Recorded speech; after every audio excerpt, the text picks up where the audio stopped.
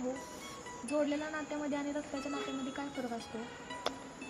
जोडलेली नाती आणि रक्ताची नाती. जोडलेली नाती ही पेट्रोल डिझेल किंवा दुधाच्या टँकरसारखी असतात आणि रक्ताची नाती ही पाण्याच्या टँकरसारखी असतात. ते कसं काय हो?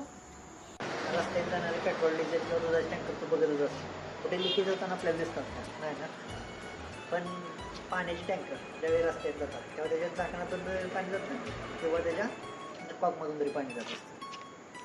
म्हणजे आपल्या हातात जे गोष्टी तयार होतात त्याची आपल्याला किंमत नसते.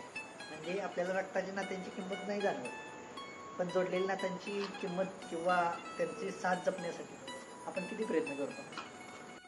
वाव, ते आहेच. पण यातून अजून एक ट्विस्ट आहे.